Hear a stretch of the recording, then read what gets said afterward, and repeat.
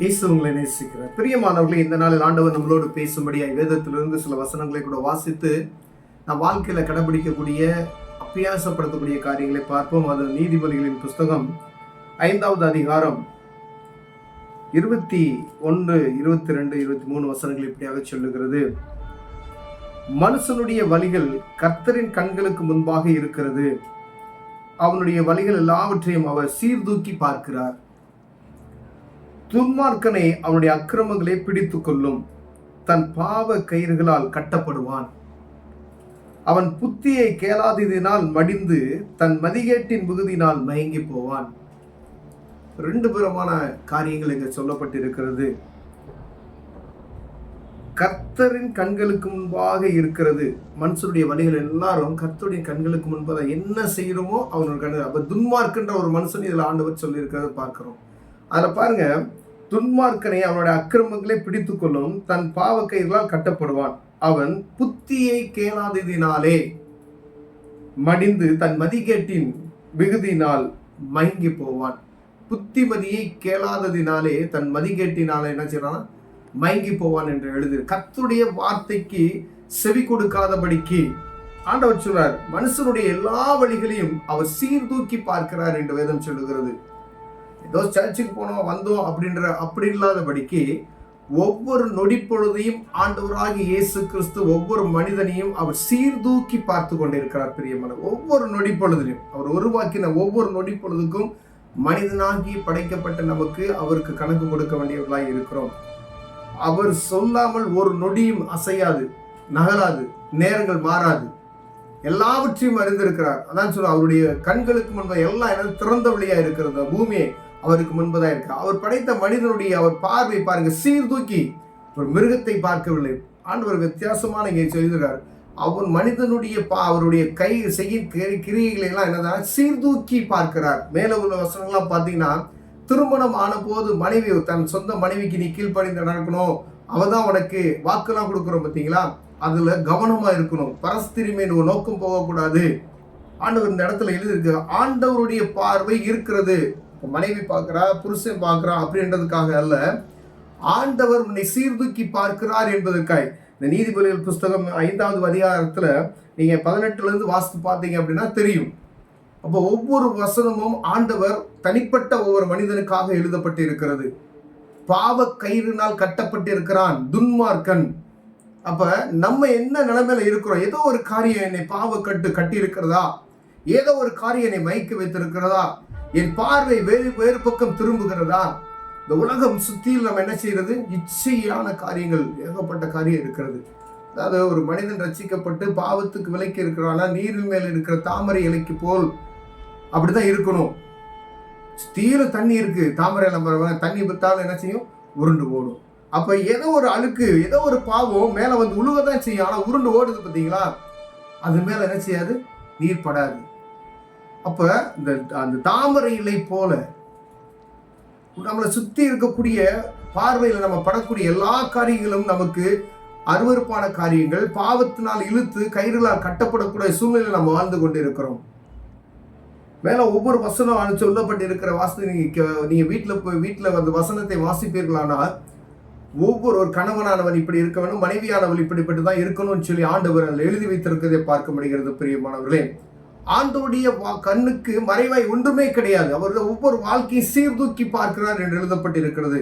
ஒருவேளை நம்ம இன்னைக்கு நம்ம செஞ்சது யாருக்கு தெரியும்?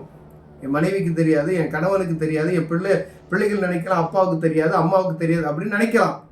ஆனா வானத்தையும் பூமியும் படைத்த ஒருவர் உண்டு என்பதை அறிந்து செயல்படும்படி ஆண்டவர் உங்களோடும் என்னோட போய், ஏன்னா அவர் பார்வைக்கு ஒன்றும் மறைவா இல்லை என்பதை நாம் புரிந்து கொள்ளும்படி ஆண்டவர் பேசுகிறார். சாதாரண உலகப்புறமான மனிதன் ஒரு டிவியில ஒரு நிகழ்ச்சி நடத்துகிறான், ஓடவும் முடியாது, ஒளியவும் முடியாது, எல்லாம் பாக்குறீங்கல்ல. அந்த காரியத்துல பாருங்க, நீ என்ன செஞ்சாலும் அதை ஒரு மனிதன் பார்க்கக்கூடிய ஒரு சூழ்நிலை அங்க இருக்கு பார்த்தீங்களா. என்ன செஞ்சாலும் கண்டுபிடிச்சிருவாங்க. இது உலகப்புறமான ஒரு மனிதன் ஒரு கேமரா வச்சு உங்களை வாட்ச் பண்றான். ஆனா வானத்தையும் பூமியும் படைத்தவர் சொல்றார், ஒரு தனிப்பட்ட மனிதனுடைய வாழ்க்கையை சீர்தூக்கி பார்க்கிறார் என்று வேதம் சொல்லுகிறது. பிரியமானவர்களே, அப்ப எவ்வளவு கவனமாய் ஆண்டவருடைய பிள்ளைகள் இருக்க வேண்டும் என்பதை பார்க்கும்படியாய் ஆண்டவர் உங்களோடு என்னோடு பேசுகிறார். ஒவ்வொரு நாளும், ஒவ்வொரு நொடி பொழுதும், ஒவ்வொரு மணித்துளிகளும் ஆண்டவருக்கு வெளியேறப்பட்டது. அப்ப நம்ம எவ்வளவு கவனமா நடக்கணும், எவ்வளவு கவனமா பேசணும், எவ்வளவு கவனமா நடந்து செல்ல வேண்டும் என்பதை பார்க்கும்படியாய் நம்ம அழைக்கப்படுகிறோம். ஒருவேளை நம்ம யாரும் பார்க்கல அப்படின்ற ஒரு அந்த எண்ணமே நமக்கு வரக்கூடாது. எந்த ஒரு காரியம் ஆண்டவர் என்னை பார்க்கிறார், மனிதன் நீங்க நம்ம அவங்க பார்த்துருவாங்க அப்படின்ற பயம் காட்டிலும் ஆண்டவர் பார்க்கிற, அவருக்கு பயப்படுகிற பயம் உங்களுக்கும் எனக்கும் இருக்குமே. ஏனால் ஆண்டவர் நம்மளை ஆசீர்வதித்து உயர்த்த வல்லமையுள்ளவரா இருக்கிறார். பிரியமானவர்களே, அநேக காரியங்கள் இந்த மேல வசனங்கள்ல எழுதப்பட்டு இருக்கிறது. நீங்க வாசிப்பீர்களானால் ஆண்டவர் உங்களோடு இடைப்படுவார் அநேக காரியங்கள்ல. அப்ப துன்மார்க்கன் கயிர்களால், பாவ கயிர்களால் கட்டப்பட்டிருக்கிறான். அப்ப துன்மார்க்கன் இல்லாத ஒரு மனிதன் ஆண்டவருடைய பிள்ளைகள். இந்த பாவத்துக்கு விலகி இருக்கக்கூடிய ஒவ்வொருவரும் அவர்கள் எச்சரிக்கையா இருக்கும் மனிதன் ஆண்டவர் சொல்றார், நீ கவனமா இரு. கர்த்தர் உன் பார்வையை, நடத்தையை, செய்ய எல்லாவற்றையும் சீர்தூக்கி அனுதினமும் பார்க்கிறார் என்று. இப்ப நம்ம எவ்வளவு கவனமா இருக்க வேண்டும் என்பதை அனுதினமும் ஒவ்வொரு நாளும் காலையில் எந்திரிச்சிங்க அப்படின்னு சொன்னா, இன்னைக்கு தேவ சமூகத்தில் ஒப்பு கொடுத்து நாள் முழுவதும் ஆண்டவர் என்னை பாதுகாத்துக் கொள்ளுங்க அப்படின்னு சொல்லுங்க. இப்போ ஆண்டவர் உங்கள் வாழ்க்கை என்ன செய்வார்? செய்தோ, இதை செய்யலாமா, செய்யக்கூடாதா, இங்க போகலாமா, போகக்கூடாதா, இதை வாங்கலாமா, வாங்கக்கூடாதா அப்படின்ற ஒரு ஆண்டவருக்கும் உங்களுக்குள்ள ஒரு நேரடி தொடர்பு. பழைய ஏற்பாட்டின் காரணத்தை பார்த்தீங்கன்னா, தாவீது ராஜா இருக்கும்போது பாருங்களேன், ஆண்டவருக்கும் அவர்களுக்கும் இருக்கக்கூடிய ஒரு நேரடி தொடர்பு அப்படியே ஒன்று நோக்கி ஓடுகிறது நான் பார்க்க முடிகிறது. பிரியமானவர்களே, தேவ காரியம், ஆண்டவர் என்னோடு இருக்கிறார், ஆவியானவர் என்னோடு இருக்கிறார், அப்படியே இணைந்து ஆண்டவரும் அவங்க வாழ்க்கை மூணும் ஒன்று கூடி இருக்கிறதை நாம் பார்க்க முடியும். அப்ப இந்த மூணு காரியம் ஒன்று சேர்ந்து நம்ம இருக்கும்போது ஆண்டவருக்கு பயப்படுகிற பயம் இருக்கும். இப்ப பாருங்க, தேவ காரியத்தை நம்ம எப்பொழுதுமே கவனமா இருக்கணும். ஏன்னா வியாபாரம், ஆண்டவர், பிள்ளைகள் இப்படிதான். இஸ்ரவேல் ஜனங்கள் பாருங்களேன், மேகஸ்தம்பம் மேல ஏறும்போது என்ன செய்வாங்க? அங்க வெளியே போவாங்க, திருப்பி வரும்போது உள்ள வந்துருவாங்க. அப்ப அங்க ஆண்டவருக்கும் மனிதர்களுக்கும் ராஜாவுக்கும் ஒரு நேரடி தொடர்பு அப்படியே பாருங்களேன். அப்ப எவ்வளவு பயபக்தியோடு இருந்திருப்பாங்க. அப்படிப்பட்ட ஆட்களுக்குள்ளேயே பாவங்கள் இருந்தது. இப்ப ஆண்டவர் பார்க்கிறார் என்று அவங்களுக்கு தெரியும். அவங்களுக்கு தான் ஆண்டவர் பேசிக் கொண்டு இருக்கிறார்.